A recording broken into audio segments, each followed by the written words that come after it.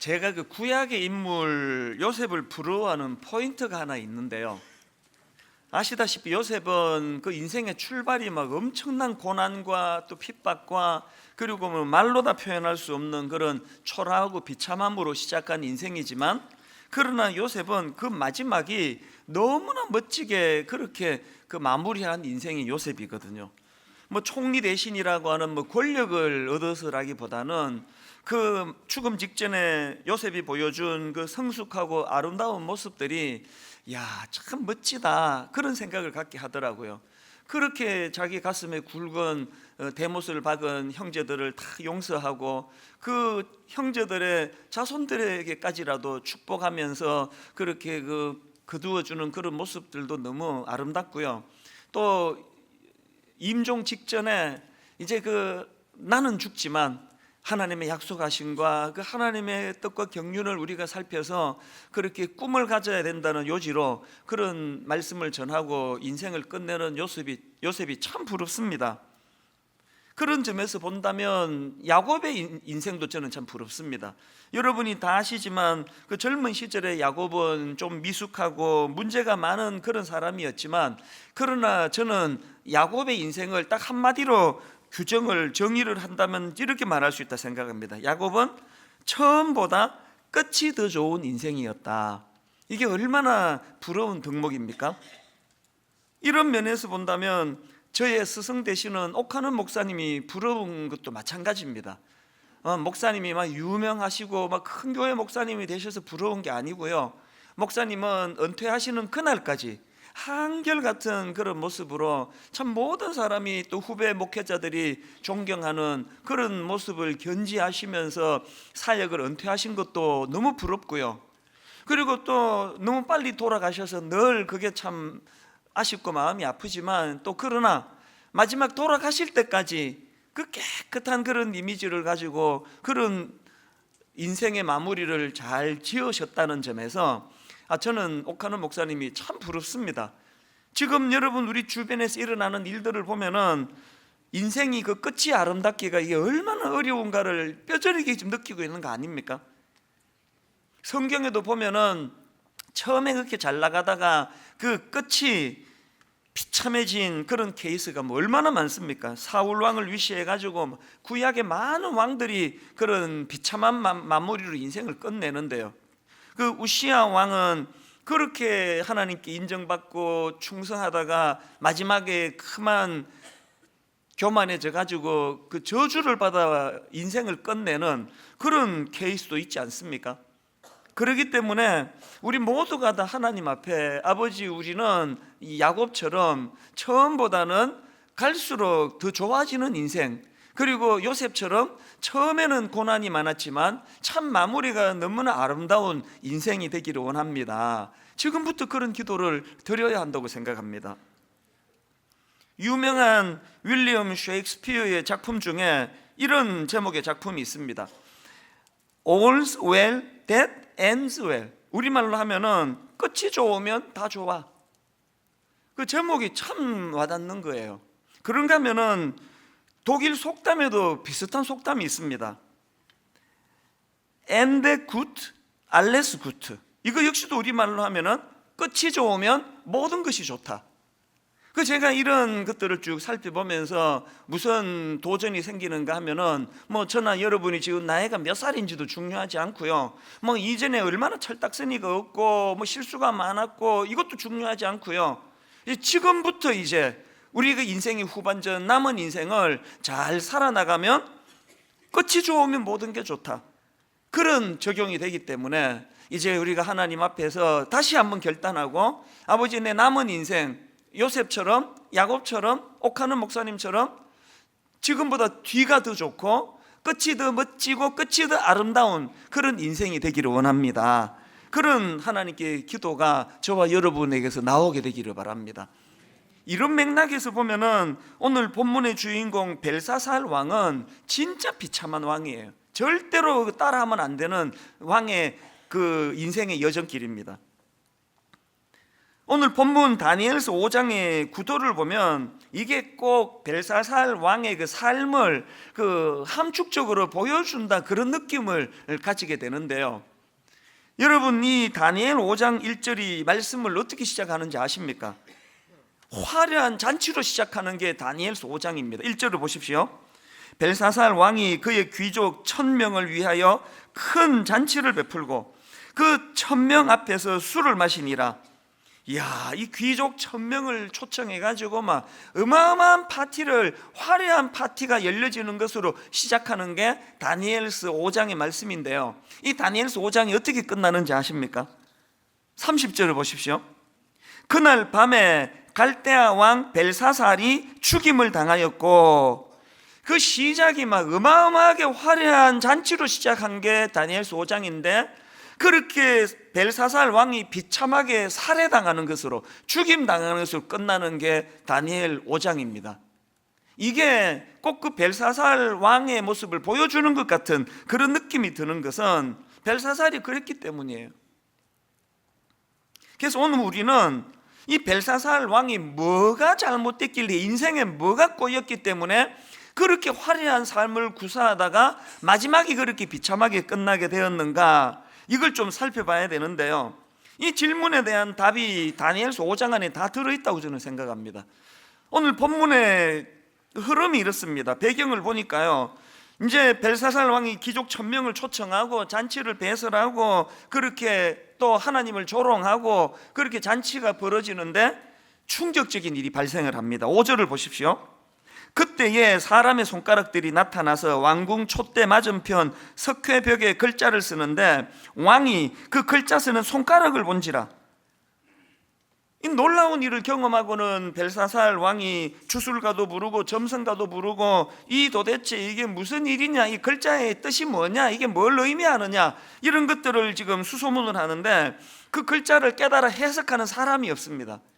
그래서 결국 다니엘을 불러가지고 지금 이 글자의 의미가 뭐냐, 이 해석을 좀 하라고 그렇게 부탁을 했더니, 다니엘이 그 글자를 해석하기 전에 먼저 느부갓네살 왕의 그 교만을 언급을 하는 거예요.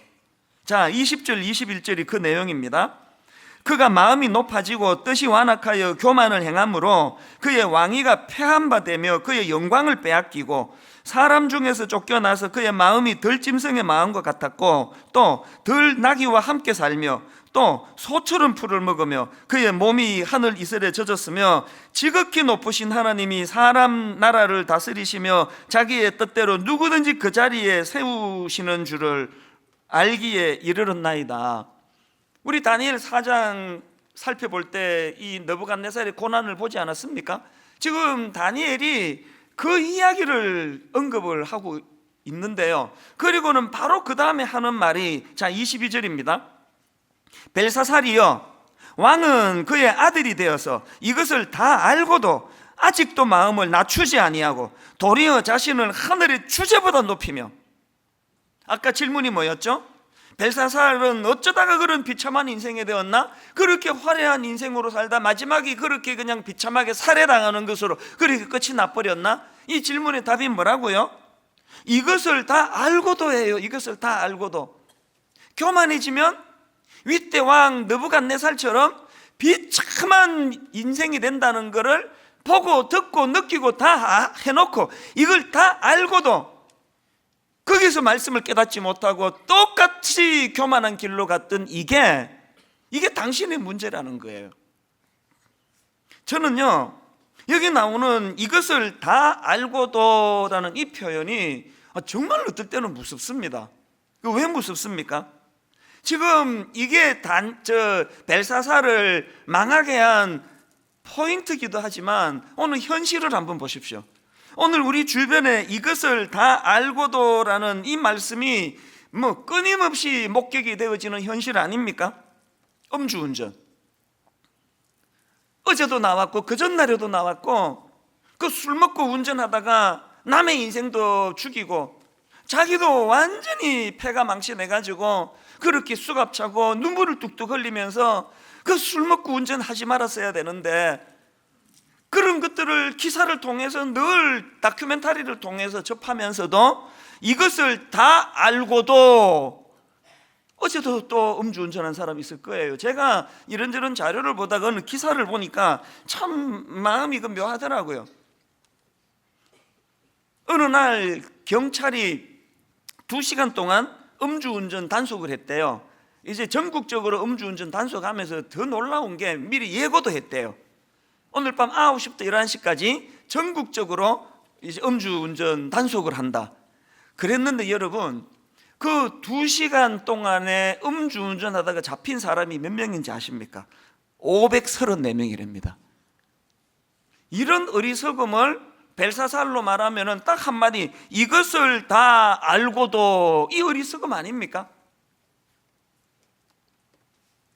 수년 전에 어떤 유명한 목사님이 성적으로 죄를 지어가지고 본인도 수치의 자리에 빠지고 한국교회도 너무나 가슴 아픈 그런 자리에 빠지고 하나님이 조롱을 당하는 이런 가슴 아픈 일들을 뻔히 뉴스로 입으로 전해지고 다 겪었는데 불구하고 또 좀 있으면은 또 같은 일이 일어나고 또 좀 있으면 또 같은 일이 일어나고 급기야 요 근래에는 무슨 그루밍 성폭행이라는 말이 교회 안에서 나오는 게 이게 뭘 의미하는 거냐고요. 이게 바로 벨사살의 이것을 다 알고도 아닙니까? 여러분 뭐 누구를 욕하고 비난하고 그러라고 그런 사건을 하나님이 주신 게 아니라 벨사살이 어떻게 해요? 그 느부갓네살의 그런 교만하다가 징계를 받은 그 내용을 우리가 받았으면 자기는 그것을 타산지석으로 삼아가지고 하나님 앞에 겸손의 길로 나가야 되는데 이거를 실패했기 때문에 비참한 인생이 돼버린 게 그게 벨사살이라는 거예요. 자, 그러면 벨사살에게 하나님께서 윗대 느부갓네살을 통해서 자기에게 교훈을 주시기를 원했다면 오늘 우리에게는 이 벨사살의 어리석음을 왜 오늘 기록하고 또 종을 통해서 이거를 설교로 듣게 하시는 건가요? 그 인간 그거 진짜 그 바보 같은 놈이네. 그 벨사살 평가하려고 이 말씀을 주는 게 아니에요. 우리 자신을 돌아보자는 거예요. 어떤 부분에서 내가 지금 내 삶에 이것을 다 알고도라는 이 굴레를 벗어나지 못하고 있는가? 저희 교회가 2주 전에 총신 학부생들하고 신대원 그 신학생들을 초청을 해서 저녁을 대접하고 용돈도 뭐 많지는 않지만 용돈도 좀 드리고 그리고 또 그 수요 예배 때 헌신 예배로 우리 다음 세대 젊은이들을 위해서 그렇게 눈물로 기도하는 시간을 왜 가졌습니까? 그때 우리 신학생들을 좀 돕자, 장학금하고 우리 교수님들 좀 격려해 드리자고. 그래서 헌금을 좀 했더니 세상에 그 한 4천여만 원 나왔어요. 4천여만 원 가까이 나와서 끝자리를 좀 채워가지고 이제 이 신학교에다가 이거 우리 학생들 장학금으로 그리고 교수님들을 위해서 이거 좀 써달라고 학부하고 신대원에게 잘 나눠서 쓰라고 그렇게 이거를 전달할 예정이거든요. 왜 그래야만 됩니까? 왜 그 신학생들 불러서 식사 대접하고 용돈 주고 헌금해가지고 장학금으로 주고 왜 그래야만 됩니까? 2가지 이유가 있습니다. 첫째는요, 그 젊은 신학도들하고 또 그 총신 학부생들한테 미안해가지고요. 기성세대로서 그 신학교가 돈과 정치로부터 자유로워야 되고 부정과 비리로부터 깨끗해져야지 그게 신학교인데 어른들이 그거를 잘못하는 바람에 학생들이 수업을 거부하고 길거리로 나가고 이런 일들을 겪으면서 기성세대로서 너무 부끄러운 거예요. 너무 미안한 겁니다. 그런가 하면은 또 한 가지 이유가 더 있습니다. 그날 그 신학생들하고 학부생들 불러가지고 식사하면서 제가 그 던졌던 메시지는 하나예요. 이렇게 이야기했습니다. 기성세대 욕해라, 괜찮다. 이찬수 목사 마음껏 욕해라. 욕 얻어먹어도 싸다. 우리 세대는 한국교회를 이렇게 만들었는데 마음껏 비판하고 마음껏 욕해라. 단 준비하면서 욕해라. 준비하면서 당신들이 윗대에 대하여 준비 없이 욕만 해대면은 30년 뒤에 당신들의 후배들에게 똑같은 수치를 당하게 될 것이라고. 30년 전에 신학교 다닐 때 우리는 욕 안 했느냐고, 윗대 이러면 안 된다고 욕 다 했지만 지금 뭐 달라진 게 별로 없는 거 아닙니까? 그러면서 제가 그날 간담회 하면서 손톱 이야기를 했어요. 우리 딸아이가 한 3살, 4살, 4살도 안 될 때예요. 아장아장 그럴 때인데요, 저녁에 엄마가 이제 세수하려고 화장실로 들어갔는데 언제 뒤따라와 가지고는 그 반대편 문틈에다가 손을 집어넣어 버린 거예요. 그래서 문을 딸깍 닫는데 애가 막 자지를 지듯 비명을 질러 가지고 놀라 가지고 가보니까 손톱 하나가 이렇게 붕 떠서 죽어버렸어요. 그래가지고 그냥 뭐 그때가 밤 한 11시 가까이 됐던 걸로 기억하는데요, 이 아이를 안고 뭐 응급실로 달렸죠. 그래가지고 이제 비상으로 그 수술을 했는데 뭐 손톱 이거 수술이라는 게 보니까 바느질이더라고요. 이게 붕 뜬 거를 이거를 이제 마취해가지고 이걸 다 이제 바느질을 하듯이 이제 이걸 기워가지고 절망적인 선포를 내리는 겁니다. 불행하게도 이 손톱 바로 아래에 있는 요 성장 세포가 있는데 손톱을 자라게 하는 성장 세포를 다쳤다는 거예요. 그래서 이제 이 손톱이 안 날 거라는 겁니다. 그러면서 의사분이 하시는 말씀이요, 오늘 밤이 정말 중요하다. 이걸 지금 이렇게 수술을 했는데 얘가 이제 마취 깨고 그 가렵고 그래가지고 이거를 이렇게 건드려 버리면 끝장이라는 거예요. 여러분, 그날 밤에 제가요 얘 손 붙들고 밤을 샜습니다. 당사자는 코를 골면서 자는데요, 옆에서 제가 손을 잡고 밤을 샜습니다. 아비의 심정이란 게요, 밤을 새서 제가 손을 붙잡으면서 하나님께 절규하듯 기도했습니다. 하나님, 저는 이 손톱 필요 없는데요, 저한테 이게 뭐가 필요하겠습니까? 하나님, 이거 우리 딸한테 주세요. 하나님, 이 손톱 좀 필요 없습니다. 제 거 더 이상 안 나게 해주시고 내 손톱을 우리 아이에게 좀 주세요. 그 참 눈물 나는 기도 아닙니까? 그렇게 하루를 가장 긴 밤을 보냈던 기억이 지금도 선명합니다. 그게 87년, 88년 이야기예요. 우리 하나님이 얼마나 고마운지 제 손톱 안 뽑으시고 그 아이 손톱을 고쳐주셨어요. 그래서 손톱이 자라기 시작해가지고요, 병원은 안 난다 그랬는데 얘는 지금 멀쩡히 손톱이 나가지고요, 한 몇 년 전에 제가 너 이런 일 있었던 거 아느냐고 물었더니 손톱이 빠졌다는 그 자체를 기억을 못 하더라고요. 완전히 복구가 됐다는 뜻 아닙니까? 제가 우리 젊은 신학도들한테 밥 먹으면서 이 이야기를 해줬어요. 가슴 아프게도 우리 기존 목사들이 우리 기존 교회가 손톱이 빠져버렸다. 많은 사람들이 이제 한국에 희망이 없다 그런다. 이제 더 이상 손톱이 안 난다고 선고하듯이 이제 한국 교회는 어렵다고 이야기한다. 근데 니들이 손톱이 되주면 좋겠다고. 우리가 손톱을 이 지경으로 만들었는데, 그리고 세상 사람들은 이제 한국 교회 끝났다고 그렇게 비판을 하는데, 성령님의 은혜를 구하면서 너희들이 밑에서 손톱이 치고 올라와 주면은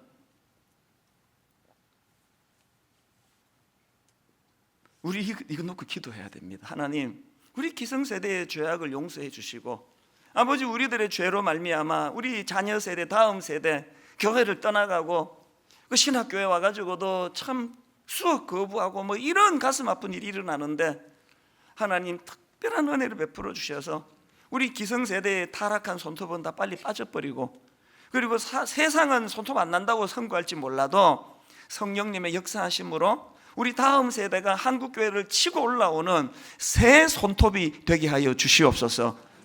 우리가 해야 될 기도라고 저는 생각하고 그 얘기를 제가 나누었습니다.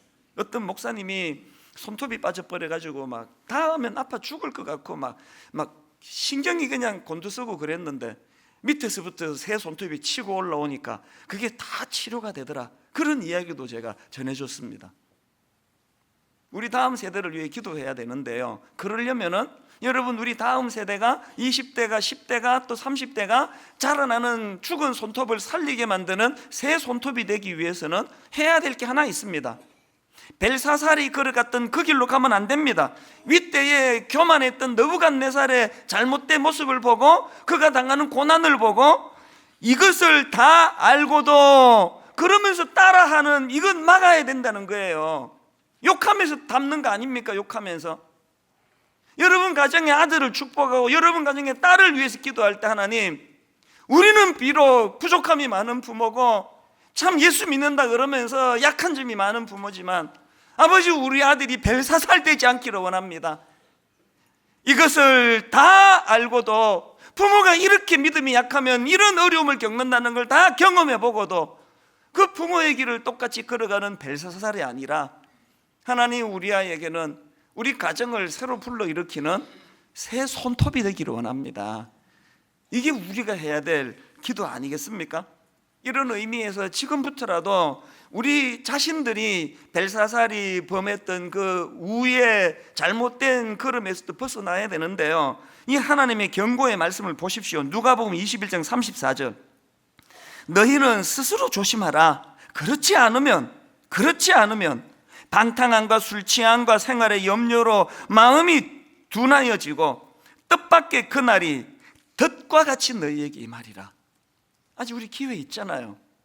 아직 우리는 느부갓네살의 잘못된 모습을 보고 그 잘못된 교만의 길로 가지 않도록 우리는 아직 기회가 있잖아요. 그날에 덫과 같이 재앙이 임하는 그 끝간데 없이 가서 벨사살의 길을 걸어가면 안 되는 거 아니겠습니까? 이게 오늘 본문에 나오는 이것을 다 알고도 그 의미거든요. 근데 여러분, 이 본문 22절에 보면은요, 벨사살이 느부갓네살 왕의 아들이라고 그렇게 기록이 되어 있습니다. 22절입니다. 벨사살이여 왕은 그의 아들이 되어서 이것을 다 알고도. 근데 여러분, 사실 벨사살은 느부갓네살 왕의 아들이 아닙니다. 그 아들이 아닌데 왜 아들이라고 기록했을까요? 이거에 대해 가지고 학자들의 의견이 분분한데요, 저는 송병년 교수님이 쓴 추석에서 그 참 공감이 되는 설명을 하나 들었습니다. 유대인들은 이 아들이라는 용어를 통해 그 직업을 표현하기도 하고 또 그 사람의 성격을 나타내기로 한다는 거예요. 그 여러분이 잘 아시지만 예수님이 예루살렘에 입성하실 때 그 내용을 다룬 마태복음 21장은 아시죠? 자, 마태복음 21장 8절 9절을 한번 보십시오.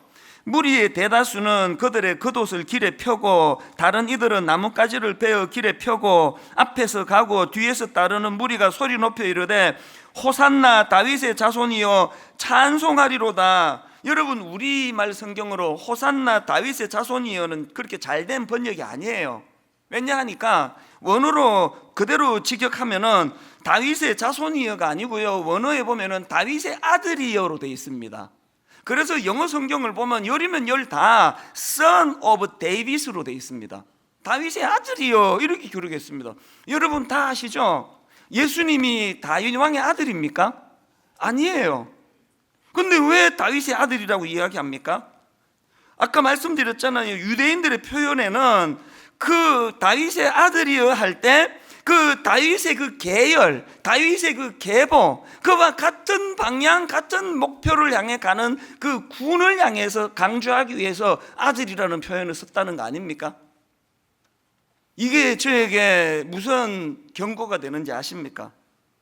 벨사살은 지금 느부갓네살의 아들이라는 이 표현 속에서 벨사살이 가지고 있는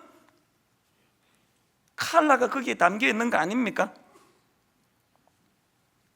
느부갓네살은 교만한 왕이고 그 교만으로 말미암아 끔찍한 고난을 당했던 인물인데 벨사살이 느부갓네살의 아들이라는 그 계열이라는 거예요. 그 제가 이 말씀을 묵상하다 이런 생각을 해봤습니다. 여러분은 누구의 아들이세요? 바벨론 왕의 아들입니까? 여러분 하나님의 아들이세요? 이거는 남녀를 구분지어서 하는 표현이 아니에요. 상징이에요. 여러분은 누구의 딸입니까?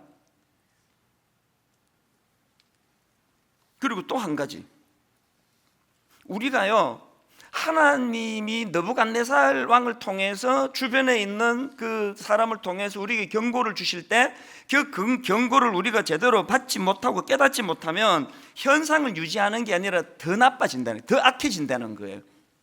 뭘 보고 이런 말씀을 드릴 수 있느냐? 여러분, 자, 느부갓네살 왕의 경우를 먼저 한번 보십시오. 다니엘 1장 2절입니다. 주께서 유다왕 요야김과 하나님의 전 그릇 얼마를 그의 손에 넘기심에 그가 그것을 가지고 신할 땅 자기 신들의 신전에 가져다가 그 신들의 보물 창고에 두었더라. 윗대 느부갓네살 왕은 금방지게 하나님의 성물을 탈취해 가지고 창고에 처박아뒀어요. 근데 벨사살은 거기다가 한술 더 떱니다. 자, 오늘 본문 다니엘 5장 2절 3절을 보십시오.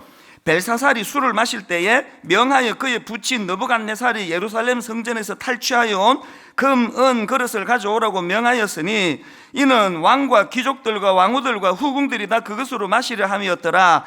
이에 예루살렘 하나님의 전 성소 중에서 탈취하여 온 금그릇을 가져오매 왕이 그 귀족들과 왕후들과 후궁들과 더불어 그것으로 마시더라. 4절, 그들이 술을 마시고는 그 금, 은, 구리, 쇠, 나무, 돌로 만든 신들을 찬양하니라.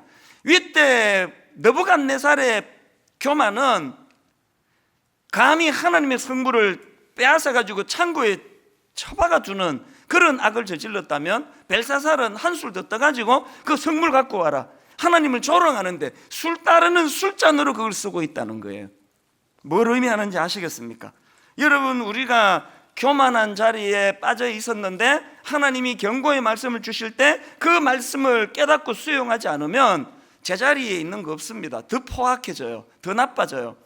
초신자가 교회에서 해악을 끼치는 거하고 오래된 신자가 교회에서 해악을 끼치는 거하고 그 무게감이 다른 이유가 여기에 있는 거예요. 저는 우리 교역자들에게 자전거 이론이라고 제가 만든 거에 한번 그냥 그렇게 붙여봤습니다. 자전거 이론은 뭔가 하면은요, 나아가거나 쓰러져 있거나, 자전거는 중간에 서 있는 거 없습니다. 달려가거나 넘어져 있거나예요.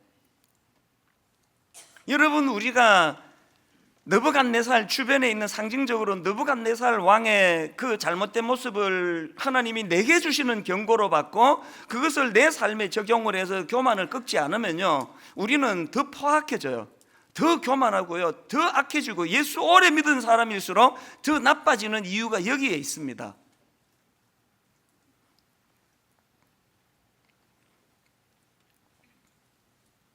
그리고 또 한 가지, 느부갓네살 왕은 교만의 자리에 빠졌다가 징계를 받고 깨달아서 돌아섰잖아요. 지난주 살펴봤지 않습니까?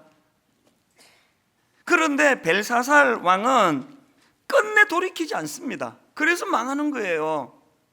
우리가 하나님 앞에 회복하고 은혜를 구하고 우리가 하나님 앞에 돌아서지 않으면 우리 자녀들은 우리보다 훨씬 더 어려워질 거예요. 그렇기 때문에 여러분, 전도서 12장 13절, 일의 결국을 다 들었으니 어떻게 해야 된다고요? 하나님을 경외하고, 하나님을 경외하는 게 뭔지 아시잖아요. 내 일상 삶 속에서 하나님을 두려워하는 거예요. 일상에서 내가 하나님을 두려워하면 옆에 어떤 우리 동료 어떤 목사가 성적으로 죄를 지으면 그거를 가지고 그걸 비난하고 손가락질하는 거리로 쓸 게 아니라 하나님이 내게 주시는 경고다. 여러분, 주변에 어떤 집사님이 정직하지 못했다가 어떤 공경을 당하면 그 사람 욕하라고 여러분에게 주시는 거 아니에요. 그 메시지를 하나님이 내게 주시는 경고로, 그걸 내가 그렇게 받는 게 일상에서 하나님을 경외하는 사람의 태도고 모습입니다. 이게 왜 필요합니까? 오늘 본문 5장에 보니까 벨사살이 이제 벽에 쓰여진 손가락과 글씨를 보고 술사와 점쟁이를 불러가지고 이게 무슨 뜻이냐고 알려고 애쓰는데요, 그게 다 쓸데없는 짓이에요. 여러분, 이거 아십니까? 이미 손가락으로 글씨가 나오면은 해석이고 뭐고 없어, 그걸 끝이에요. 그게 25절부터 지금 다니엘의 해석을 한번 들어보십시오. 25절부터 한번 보십시오. 기록된 글자는 이것이니 곧 메네 데겔 우바르신이라. 그 글을 해석하건대 메네는 하나님이 이미 왕의 나라의 시대를 세워서 그 다음 보세요. 그것을 끝나게 하셨다 하며 데겔은 왕을 저울에 달아보니 부족함이 보였다 하며 베레스는 왕의 나라가 나뉘어서 메대와 바사 사람에게 준 바 되었다 함이니라 하니. 여러분 꼭 기억하셔야 됩니다.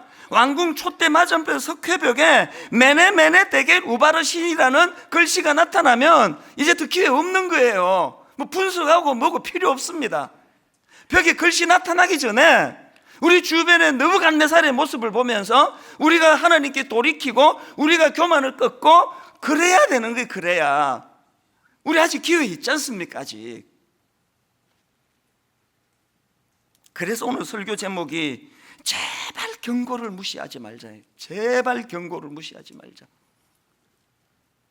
주변의 느부갓네살 통해 혹은 누가 그 음주운전하다가 그렇게 낭패를 봤다 그러면 그 자리에서 여러분이 어느 목회자가 성적으로 무너졌다는 이야기가 들려지면 그 자리에서 두려움을 느끼고 하나님 제가 뭘 더 조심해야 되는지 가르쳐 주시기 원합니다. 한 가지 말씀만 더 드리고 오늘 말씀을 마치려고 하는데요, 트리나 파울루스가 쓴 꽃들에게 희망을 아마 읽은 분이 많으실 거예요. 어른들이 읽어야 하는 그림 동화라 그러지 않습니까? 그 꽃들에게 희망을이라는 그 동화에 보면은 줄무늬 애벌레가 등장을 하는데요, 이 줄무늬 애벌레가 이제 더 나은 삶의 목적을 찾아가지고 길을 떠납니다. 그렇게 길을 가다가 보니까 큰 기둥이 하나 있는데 보니까 막 어마어마한 애벌레들이 그 기둥을 올라타려고 마비교환이 되어 있는 거예요. 그 기둥이 막 어마어마하게 큰 거예요. 이 줄무늬 애벌레도 그 거대한 기둥을 오르기 시작하는데 모든 애벌레들이 기둥을 오르면서 가지는 공통된 생각이 그 꼭대기에 삶의 목적이 있을 거라는 거예요. 그 목표를 향해서 그 동료들을 밟고 딛고 그렇게 꼭대기에 올라가는데 주인공 줄무늬 애벌레가 드디어 모든 경쟁자들을 다 물리치고 기둥 꼭대기 근처까지 다다르는데요, 이 주인공이 그 목표한 곳에 다다라 가지고 받은 충격이 세 가지예요. 어떤 충격이냐? 첫 번째 충격이요, 그렇게 고생해가지고 올라갔는데 기둥 꼭대기에 아무것도 없더라는 거예요. 이게 첫 번째 충격이에요. 두 번째 충격이 뭔지 아십니까? 그 주변에 상당히 많은 다른 애벌레들이 그 사실을 알면서도 쉬쉬하면서 그것을 숨기고 있더라는 거예요. 왜? 그게 드러나면 기둥이 와해가 될 거니까. 세 번째 충격이 뭐냐? 정신 차리고 보니까 자기가 속아서 올라왔던 것 같은 기둥이 헤아릴 수 없이 많더라는 거예요. 이 그림 동화가 우리에게 주는 메시지가 뭘까요? 여러분, 그 그림 동화에 기둥이 둘 나옵니다. 하나는 벌레들이 스스로 하늘에 오르기 위해서 몸부림치며 기어 오르는 과정에서 만든 기둥이고요, 그리고 또 한 기둥이 있는데 나무예요. 나무는 애벌레가 태어난 삶의 근원 아닙니까? 이 애벌레들이 오르려고 해서 만들어진 기둥은 허상이에요. 그 끝에 아무것도 없습니다. 옆에 있는 그 나무는요, 그 애벌레가 나비 되기 위해서 애쓸 게 없습니다. 나무에 붙어 있으면 돼요. 이게 오늘 우리에게 영적으로 무슨 메시지를 줄까요? 뭐가 교만입니까? 근원 되시는 하나님을 제외시키고 내가 노력해가지고 저 기둥이 올라가겠다는 몸부림치는 이 자체가 그게 교만이라는 거예요.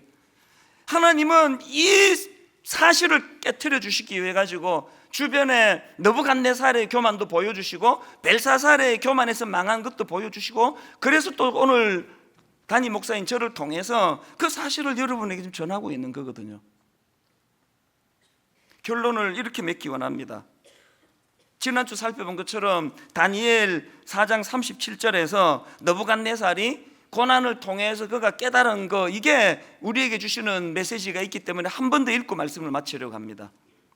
그러므로 지금 나 느부갓네살은 하늘의 왕을 찬양하며 칭송하며 경배하노니 그의 일이 다 진실하고 그의 행하심이 의로우심으로 교만하게 행하는 자를 그가 능히 낮추심이라. 뭐가 교만인지 아시겠죠? 애벌레가 지가 어떻게 노력해서 동료들 꺾어가지고 그 기둥 꼭대기에 올라가려고 시도하는 이 자체가 교만이에요. 그래서 여러분이 교만을 꺾기 위해서 어떻게 해야 된다고요? 하늘의 왕을 찬양하며 칭송하며 경배하노니, 더 애쓰지 마세요. 그런 대신은 하나님 아까 그 나무로 상징되는 그분과 더불어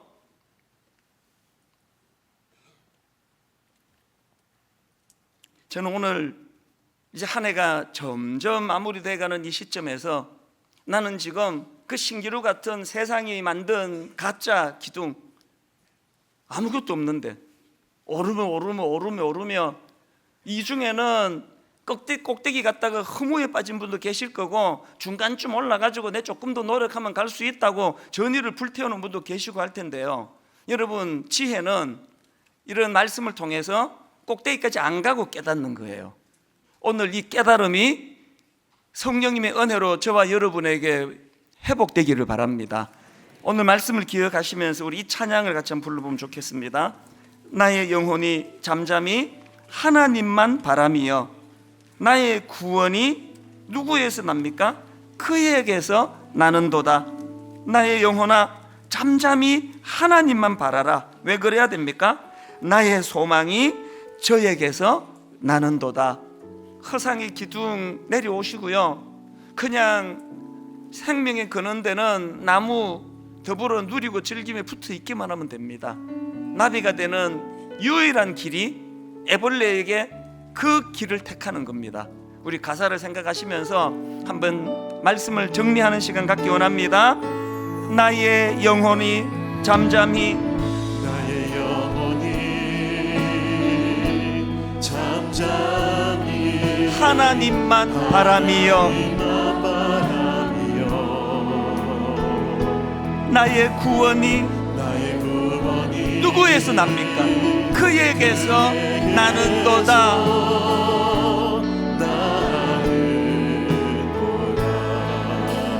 나의 영혼아 잠잠히 하나님만 바라라. 나의 소망이 저에게서 나는도다. 그래서 이렇게 선포하기 원합니다. 오직 주만이 나의 반석, 나의 구원이시니 오직 주만이 나의 산석, 내가 여동치 아니하리. 나의 영혼이 간절히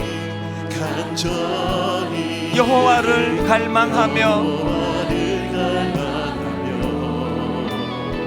나의 입술이 여호와를 찬양하리. 이렇게 선포하십시오. 나의 영혼이 즐거이 누구를 따릅니까? 여호와를 따르리니 나의 평생에 여호와를 송축하리. 이렇게 고백하실 수 있겠습니까? 오직 주만이 나의 반석, 나의 구원이시니 오직 주만이 나의 산성,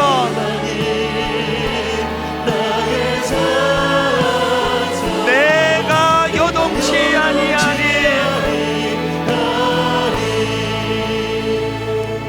이제 12월 달이 이제 내일 모레 아닙니까?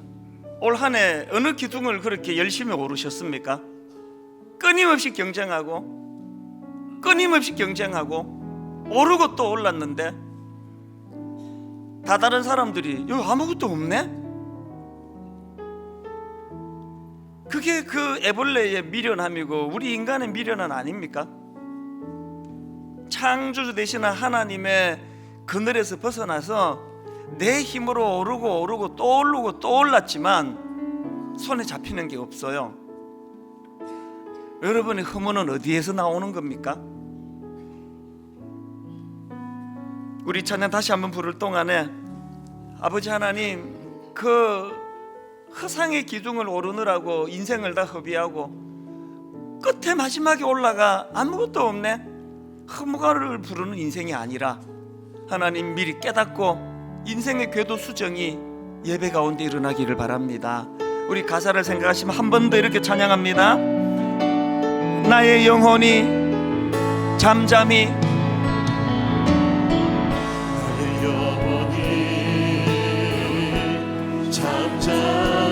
하나님만 바라며 나의 구원이 그에게서 나는도다. 우리 자신에게 선포하셔야 합니다. 명령하십시오. 나의 영혼아 잠잠히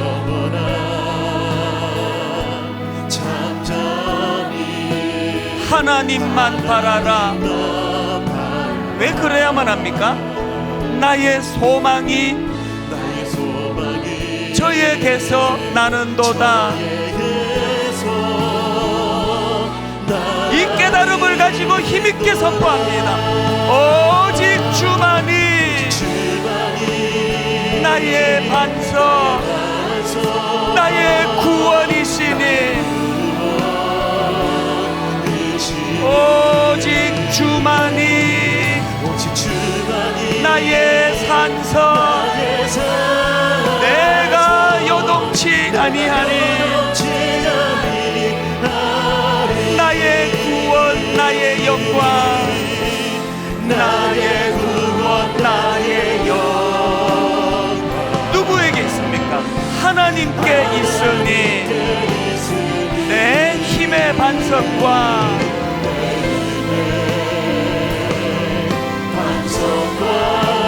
피난처 되시네.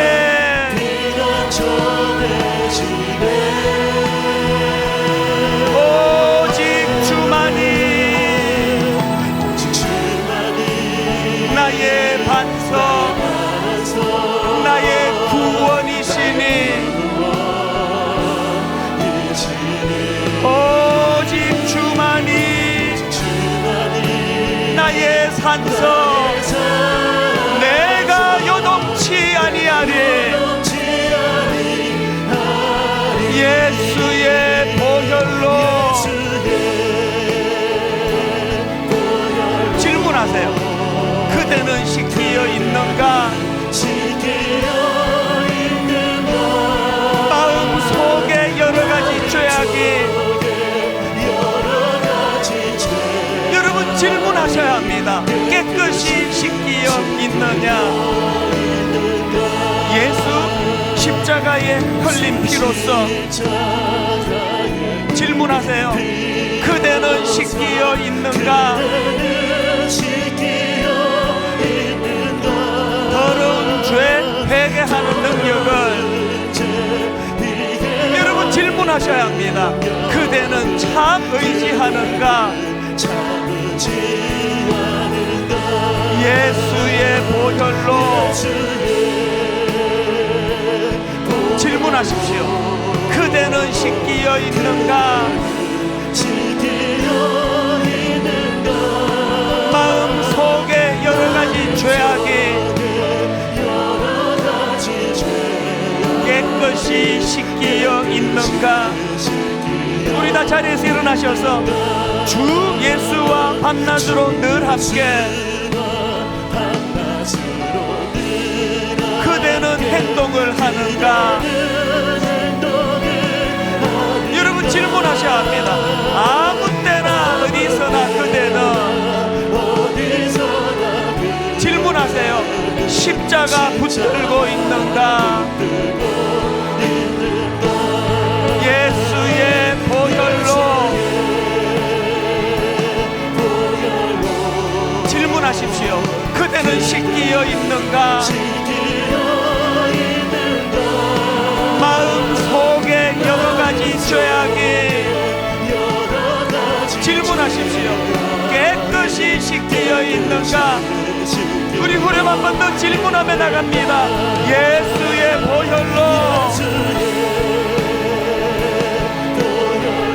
그대는 시기어 있는가?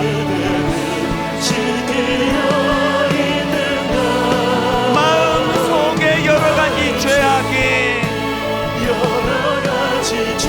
깨끗이 씻기어 있는가?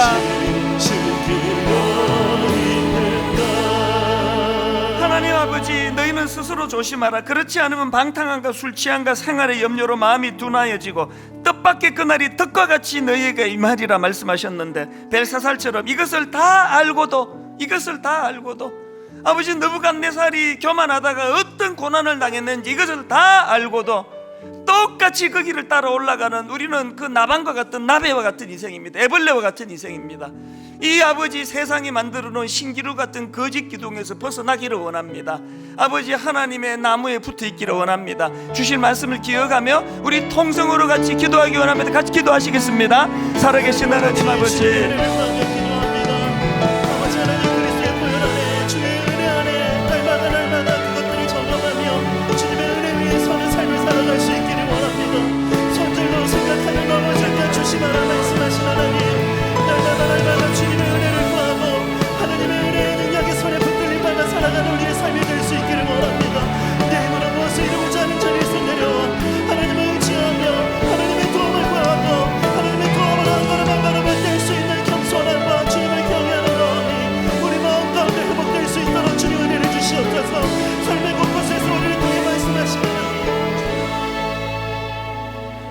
벨사살이여, 왕은 그의 아들이 되어서 이것을 다 알고도 아직도 마음을 낮추지 아니하고 도리어 자신을 하늘에 주저보다 높이며 하나님 주변에 수많은 느부갓네살, 어리석은 그 느부갓네살 같은 사람들의 교만이 그 사람을 어떤 징계의 자리로 이끄는지를 우리가 다 보고 듣고 느끼고 하면서도 우리도 벨사살처럼 여전히 이것을 다 알고도 아직도 마음을 낮추지 아니하는 이 미련함을 주님 불쌍히 여겨주시기 원합니다.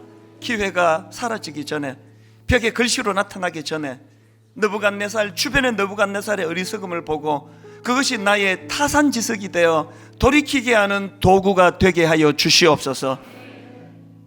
이번 한 주간 그렇게 인도해 주셔 겸손의 자리로 나아가도록 은혜로 인도하여 주시옵소서.